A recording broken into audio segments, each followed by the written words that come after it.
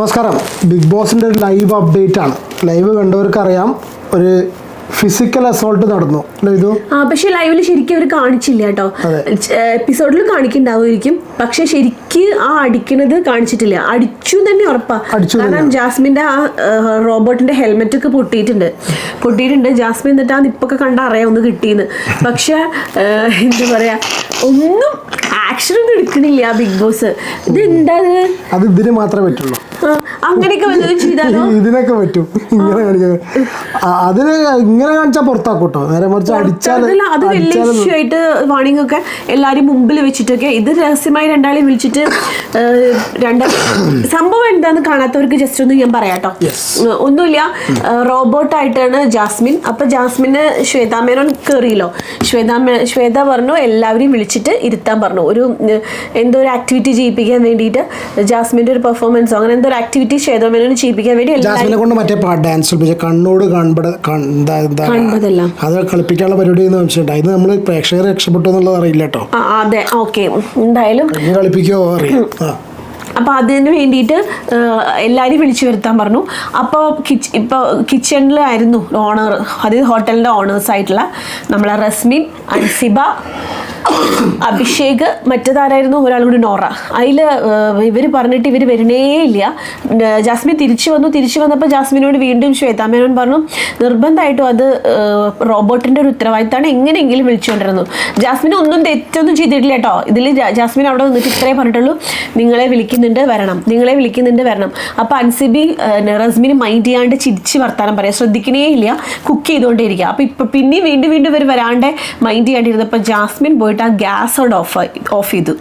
അത്രേ ചെയ്തുള്ളൂ. ജാസ്മിൻ ആകെ ചെയ്തത് ആ ഗ്യാസ് ഒന്ന് ഓഫ് ചെയ്തു, കാരണം വരാൻ വേണ്ടിയിട്ട്. അതിൽ റസ്മിൻ ഒറ്റ തട്ട് തട്ടുന്നത് നമ്മൾ കണ്ടു, കൈ തട്ടുന്നത് കണ്ടു, എന്നിട്ട് കൈ മോളിക്കെടുക്കുന്നതും കണ്ടു. പക്ഷെ ബാക്കി ലൈവിൽ കാണിച്ചില്ല.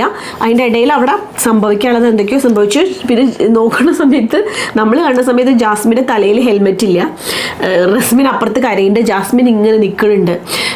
പിന്നെ എല്ലാവരെയും കൂടി ഇരുത്തിയപ്പോഴും ഒരു അടി ഉണ്ടായി അവിടെ. അതിൻ്റെ ഇടയ്ക്ക് നോറ സംഭവം റസ്മിനോട് എന്തോ പറഞ്ഞിട്ട്, പക്ഷെ നോറ എരുതിയിൽ എണ്ണ ഒഴിക്കുന്ന പോലെയാണെന്ന് വിചാരിച്ചിട്ടാ തോന്നുന്നു. എരുതിയിൽ എണ്ണ ഒഴിക്കല്ലേ പറ പന്നി എന്ന് പറഞ്ഞു. എരുതിയിൽ എണ്ണ ഒഴിക്കല്ലെന്ന് പറ പന്നി, അത് കേട്ടോട്ടെ ഞാൻ. റസ്മിൻ ഋഷിനോട് പറഞ്ഞാവുന്നുണ്ട്. ഋഷിനോട് പറഞ്ഞു, പക്ഷെ അത് പന്നി ഉദ്ദേശിച്ചാണോ? ആരായാലും എന്നാലും റസ്മിന് ഞാൻ പറയട്ടെ, നമ്മൾ ഈ ബിഗ് ബോസ് കാണുന്ന എൻ്റെ ഒരു അഭിപ്രായത്തിൽ പറയാം, റസ്മിന് ഇതിന് ശിക്ഷ കൊടുക്കണം. ശരിക്കും പറയുകയാണെങ്കിൽ പുറത്തകടാക്കണം. എന്താ പെണ്ണുങ്ങൾ തമ്മിൽ അടിച്ച ഒരു പ്രശ്നമില്ലേ? ജാസ്മിന് തലയിൽ എന്നിട്ട് ജാസ്മിനോട് ചോദിക്കേണ്ട. അതിൻ്റെ ഉള്ളിൽ റസ്മിൻ അതുവരെ അവിടെ അങ്ങനെ നിന്നു കേട്ടോ, ഒന്നും ഇല്ലാണ്ട് ആരൊന്നും പറയാണ്ട് നിന്നു. ഇതിൻ്റെ ഉള്ളിലേക്ക് അങ്ങോട്ട് കയറിയപ്പോൾ കൺഫെഷൻ റൂമിൻ്റെ ഉള്ളിൽ രണ്ടുപേരും വിളിച്ചിരുത്തിയപ്പോൾ റസ്മിൻ ഒരു കരച്ചിൽ എറിഞ്ഞ് സോറി പറഞ്ഞു ജാസ്മിൻ കെട്ടിപ്പിടിച്ച് കരയുന്നു. അപ്പൊ എനിക്ക് ശരിക്കും ദേഷ്യം വന്നത്, എന്തിനാ ഇനി സോറി പറഞ്ഞിട്ട് കെട്ടിപ്പിടിച്ച് കരയണം? അത്ര പോലും കൺട്രോൾ ചെയ്യാൻ പറ്റാത്തവരെ ശരിക്കും പുറത്താക്കണം. എന്താ റോക്കിനെ പുറത്താക്കിയില്ലേ?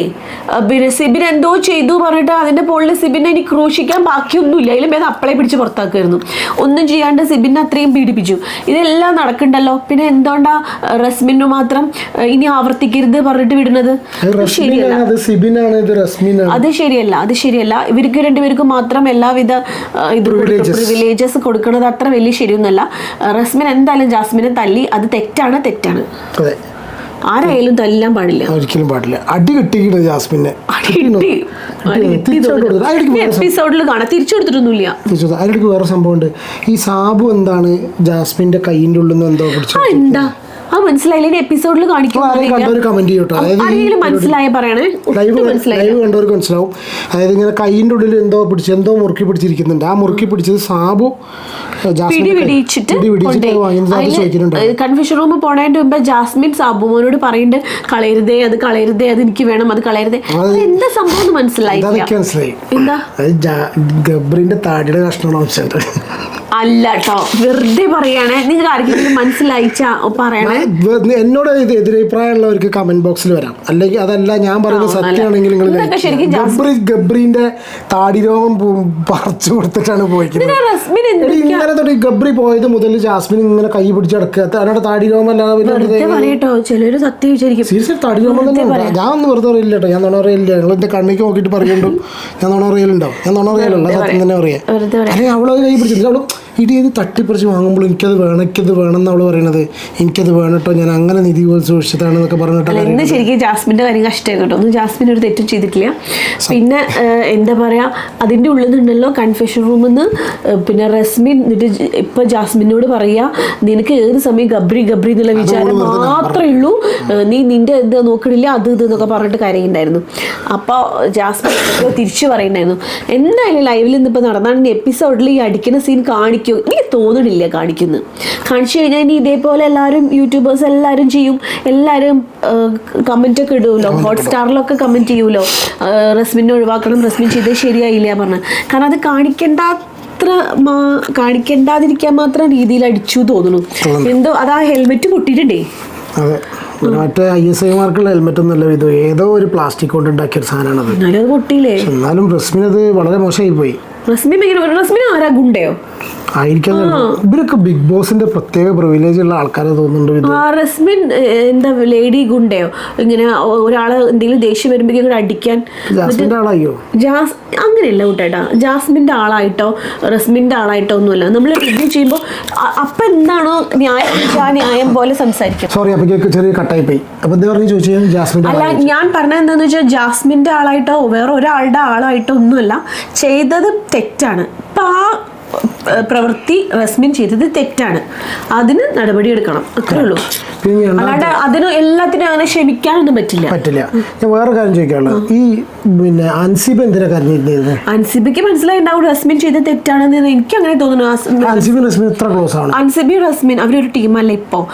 അൻസിബി റസ്മിൻ ഒരുമിച്ച് നിൽക്കായിരുന്നു, അതിന്റെ ഇടയിലാണ് സംഭവം ഉണ്ടായത്. അൻസിബ ഭയങ്കര എന്തോ കയ്യിൽ നിന്ന് പോയ പോലെ അങ്ങനെ അന്തം വിട്ടിരിക്കുന്നുണ്ട്, കരഞ്ഞോണ്ടിരിക്കുകയാണ്. പവർ റൂമിലിരുന്ന് കരയുണ്ട്. ശ്വേത ഒരുപാട് ചോദിച്ചു ശ്വേത മേനോൻ, പക്ഷെ അതിനൊന്നും മറുപടി ഒന്നും പറയാണ്ടിരുന്ന് കരഞ്ഞോണ്ടേ ഇരിക്കുകയാണ് അൻസിബയ്ക്ക്. ചിലപ്പോൾ റസ്മിൻ ചെയ്തു പോയില്ലേ, അവരാണെങ്കിൽ വല്ലാണ്ട്. ഇപ്പൊ അൻസിബയുടെ ഇപ്പത്തെ കളി ഉണ്ടല്ലോ, ചെറിയൊരു പ്രശ്നം വരാൻ ചാൻസ് ഉണ്ട്. അതായത് ഞാൻ ഇങ്ങനെ കാണുമ്പോഴൊക്കെ ജാസ്മിനോട് ഭയങ്കര ദേഷ്യമാണല്ലോ, ആ ദേഷ്യം ശരിക്കും കാണിക്കണ്ടേ.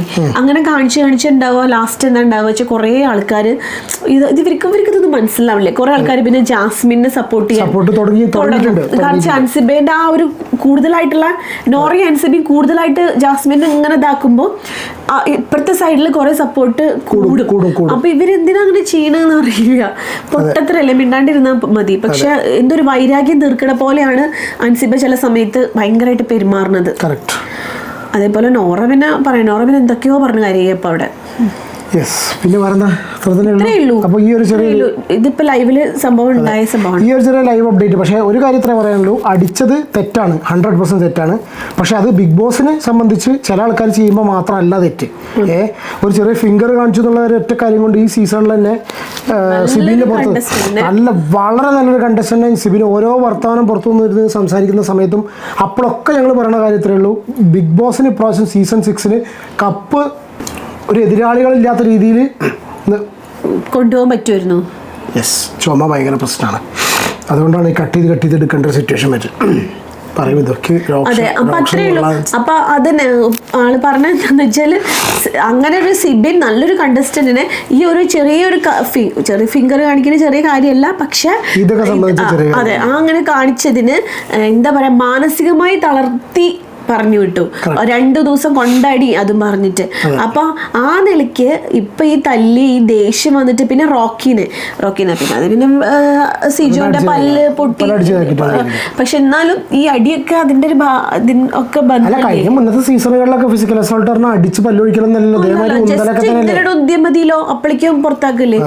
അപ്പൊ അത്രേ ഉള്ളൂ, അതല്ലേ പറഞ്ഞു. അത്ര തന്നെ ഉള്ളൂ. ഏതായാലും എനിക്ക് ഏതായാലും രോക്ഷം കൊള്ളാൻ സമയമായിട്ടില്ല എന്ന് തോന്നുന്നത്. കാരണം എനിക്ക് വല്ലാതെ രോക്ഷം കൊള്ളുമ്പോൾ ചോദിക്കാം. ഓക്കെ, ഇനി അധികം സംസാരിക്കുന്നില്ല. അടുത്ത വീഡിയോ എപ്പിസോഡിൽ ഇത് അടി കാണിക്കുമെന്ന് നോക്കാം നമുക്ക്. അടുത്ത വീഡിയോ എപ്പിസോഡൊക്കെ കഴിഞ്ഞിട്ട് നെക്സ്റ്റ് വീഡിയോ ആയിട്ട് വരാം. അതുവരേക്കും ബൈ. ബൈ.